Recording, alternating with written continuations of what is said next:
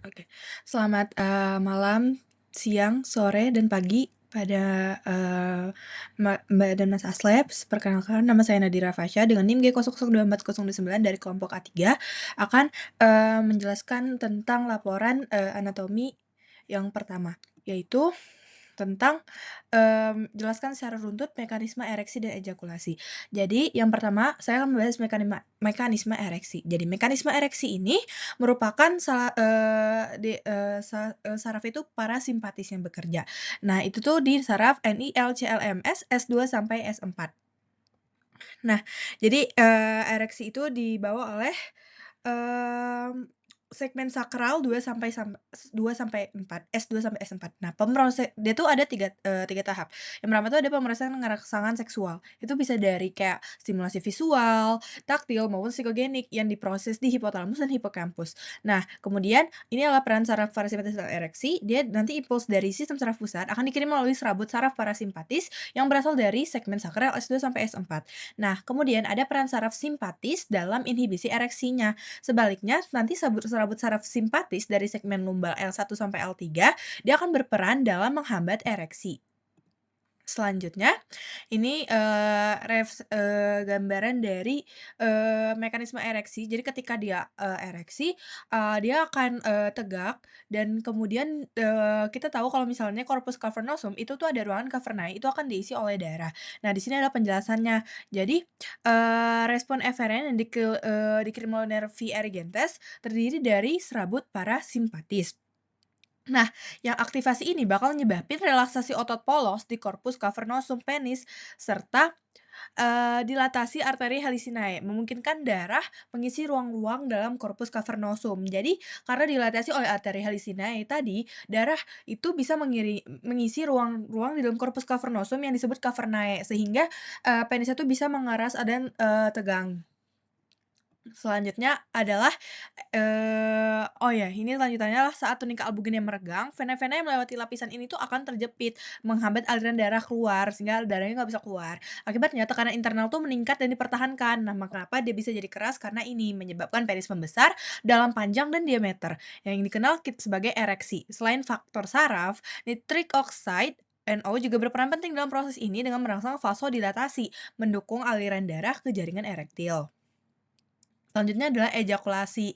Nah, bedanya ereksi dan ejakulasi ini, kalau, ereksi tadi parasimpatis, ejakulasi itu oleh simpatis. Nah, ejakulasi ini ada 2 tahap, itu adalah emisi dan ejakulasi.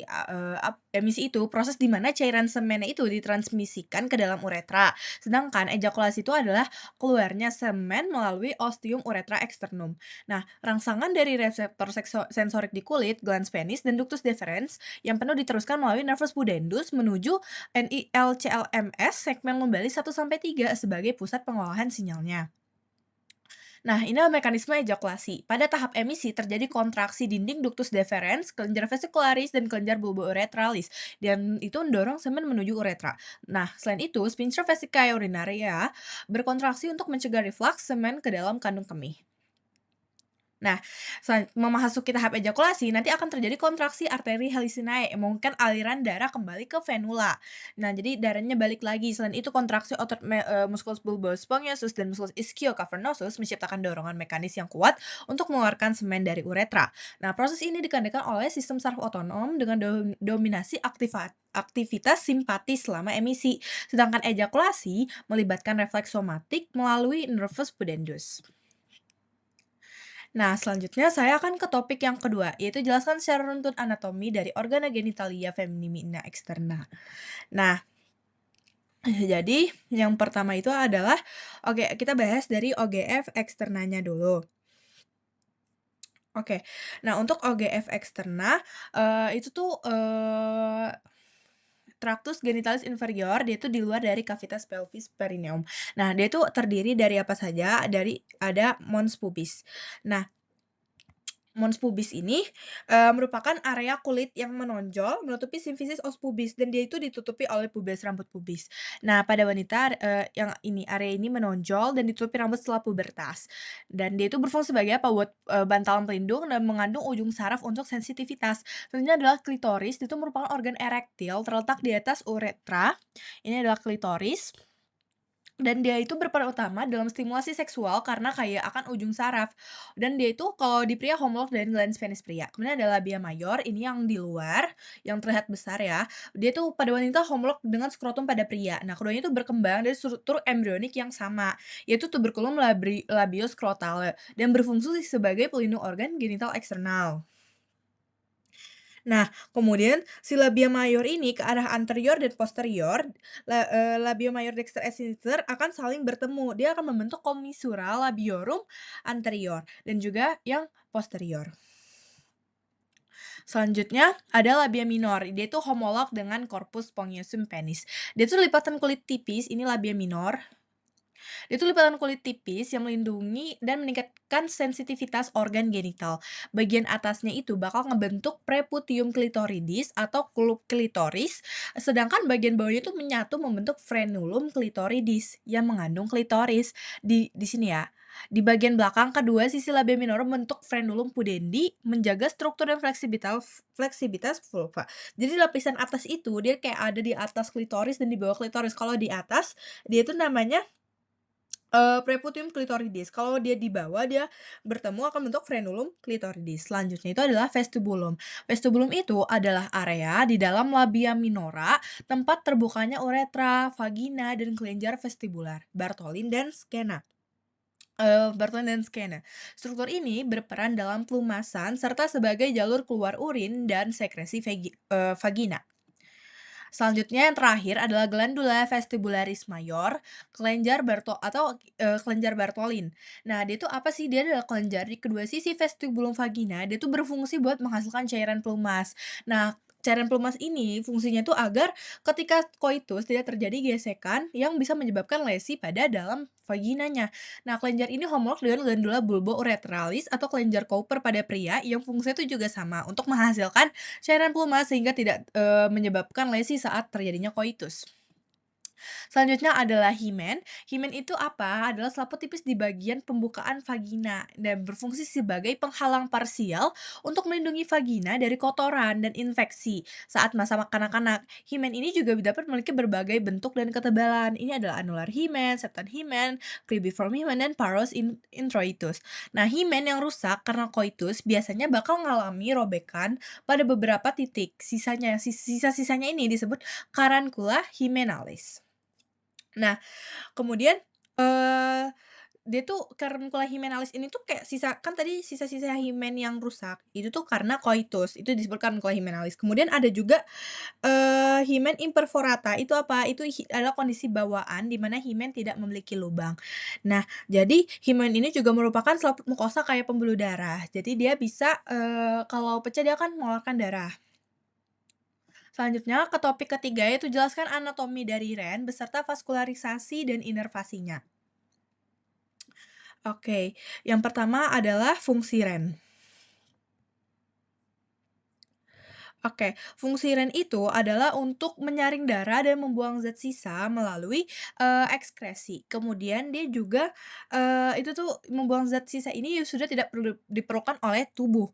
Nah, dan, mengeluarkannya itu sebagai sisa melalui urin ekskresi. Nah, kemudian dia juga mengatur keseimbangan cairan elektrolit dan asam basa darah. Kemudian dia juga mempunyai fungsi endokrin. Dia menghasilkan hormon dan enzim seperti apa? Eritropoietin, produksi sel darah merah, renin untuk regulasi tekanan darah, dan kalsitriol untuk penyerapan kalsium.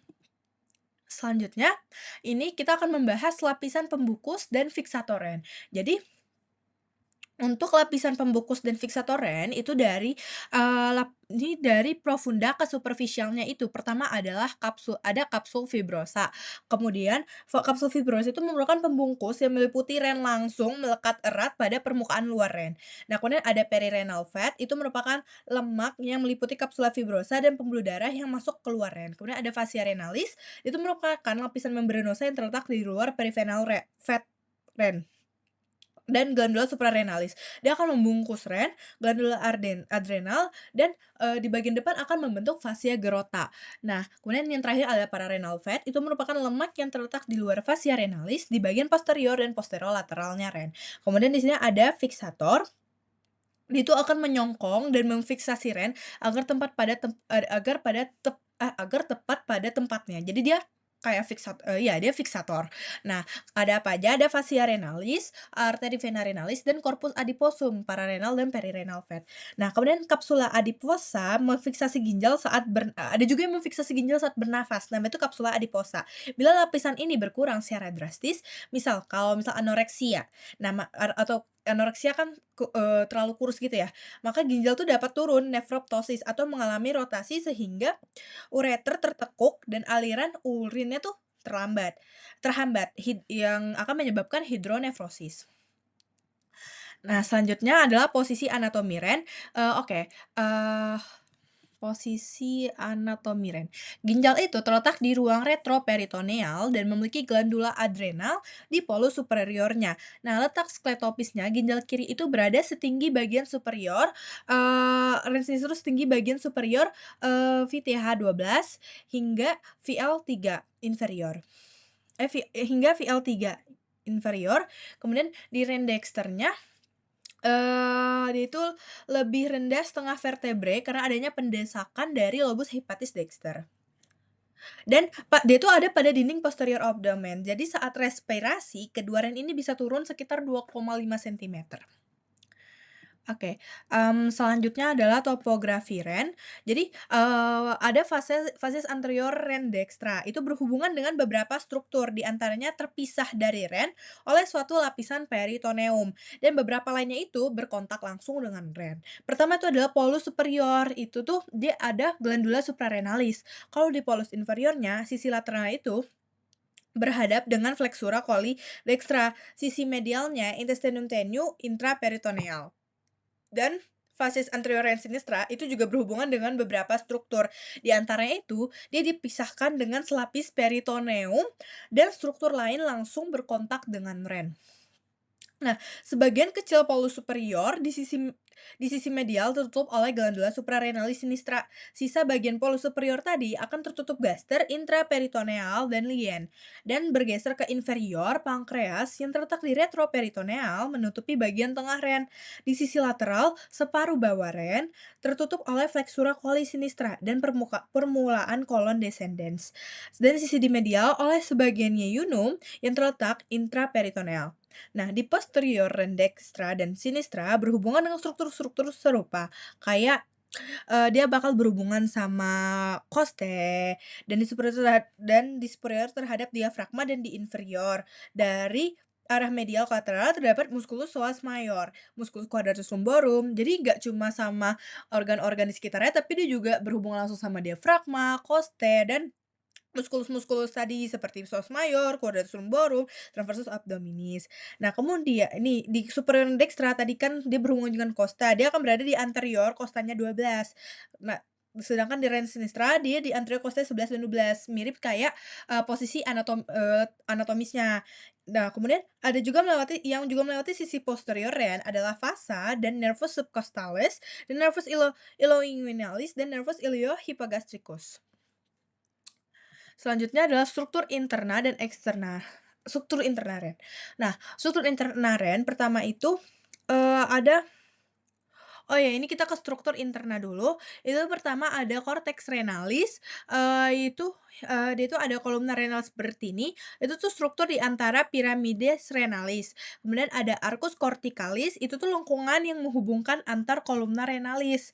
Nah, kemudian ada medulla renalis, jadi dia dibagi dua, ada cortex renalis dan medulla renalis. Nah, medulla renalis ini ada piramides renalis, dia itu merupakan massa berbentuk konus, dan papilla renalis ini adalah apeks dari medulla renalis menghadap sinus renalis. Kemudian ada foramina papillaria, dia itu merupakan lubang-lubang di ujung papilla renalis dan muara ductus papillaris bertini. Nah, kemudian ada calyx minor, masing-masing akan terhubung dengan satu atau lebih papilla renalis. Calyx mayor itu merupakan gabungan dari calyx minornya sendiri. Nah, pelvis renalis itu merupakan gabungan dari calyx mayor yang akan menjadi ureter. Sinus renalis adalah pelebaran hilus. Oke, selanjutnya saya akan akan ke struktur eksterna ren.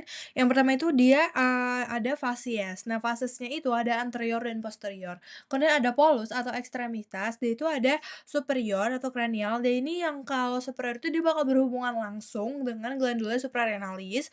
Kemudian ada inferior atau caudalis. Kemudian ada, margo. Nah, margo ini tuh ada lateral dan medial. Nah, kalau misalnya lateral, kita tuh melihatnya tuh kayak bentuk konveks, cembung, dan kalau misalnya medial dia itu bagian yang cekung. Oke, selanjutnya adalah aliran ulin pada tubul di ginjal, itu tuh pertama dari nefron akan jalan ke tubulus contortus proximalis, kemudian ke tubulus descendens ansa Henle, medula kemudian ke medula membentuk lengkung atau loop, kemudian ke tubulus ascendens ansa Henle, kemudian ke tubulus collectivus distalis, ductus collectivus, papilla renalis, calis minor, calis mayor, pelvis renalis, dan ureter. Oke, selanjutnya adalah vaskularisasi ren. Oke, untuk vaskularisasi ren, jadi dari vasa arteriosa dia akan menuju ren, yang menuju ren itu adalah arteri renalis, yang merupakan cabang dari aorta abdominalis. Kemudian akan jadi arteri renalis dexter et sinistra, yang kemudian akan jadi yang kemudian jalan ke rami anterior et posterior, masuk ke hilus, kemudian ada arteri lobalis atau rami primaris. Kemudian masuk ke piramidis renalis, ada arteri interlobaris, dia akan berjalan di kolumna renalis. Kemudian ada arteri arcuata. Arcuata akan berjalan di basis piramidis renalis. Kemudian ada interlobularis, dia ada di cortex renalis, dan kemudian ada afferent glomeruli, dia akan membawa darah ke glomerulus. Kemudian masuk ke glomerulus, dia berhubungan dengan kapsula Bowman, akan membentuk corpuscle Malpighi. Seperti kita tahu ini fungsinya untuk memfiltrasi ya, untuk akan menjadi urin gitu, sehingga, sebagian kecil darah tidak akan difiltrasi, melainkan tetap mengalir di glomerulus menuju, efferent glomeruli. Kemudian masuk ke arteri recta, berfungsi untuk direabsorpsi lagi di tubulus ginjal. Nah, kemudian, di inervasi ren itu ada plexus renalis itu adalah somatic afferent, itu nervus plakniki thoracici. Nah, untuk simpatisnya itu nervus plaknicus major et nervus plaknicus minor. Nah, kemudian untuk parasimpatisnya itu ada nervus vagus, kemudian ada plexus renalis ini akan berhubungan dengan plexus testicularis ya. Nah, drainase, limfatiki masing-masing ren ini tuh dia akan, bermuara ke nodi aortiki lateralis lumbalis. Nah, nanti itu ada di sekeliling pangkal arteria renalis. Kemudian klinisnya, kemudian pertama itu ada ren mobilis, nah ren mobilis, kemudian yang kedua itu ada ren ptosis atau yang bisa kita tahu adalah nefroptosis. Nah, ada namanya hydronefrosis, itu keadaan di mana ren tuh nggak dapat mengeluarkan urin, sehingga urin itu terkumpul di dalam darah. Ini gambar nefroptosis, jadi kayak, kayak kayak, rennya itu kayak turun sebelah gitu dan ureternya tuh terlipat. Eee, nah kemudian, nefrolithiasis ini yang kita tahu batu ginjal, biasanya kan nyeri nih pas ketok ginjal. Nah kemudian ada nefroktemi, itu tuh pengangkatan sebagian jaringan ren. Kemudian ada nefritis, seperti namanya berarti radang pada ginjal dan itu terdiri dari glomerulonefritis, peradangan pada glomerulus, dan pyelonefritis, radang pada pielumnya, mengakibatkan nyeri juga pada saat ketok ginjal. Kemudian ada horseshoe kidney. Horseshoe kidney itu merupakan fusi antara ren dexter et sinister pada polus inferior congenital. Kemudian ada ren russet, itu adalah fusi antara ren dexter et sinister pada polus superior congenital, bawaan. Oke, sekian penjelasan dari saya, terima kasih. Wassalamualaikum warahmatullahi wabarakatuh.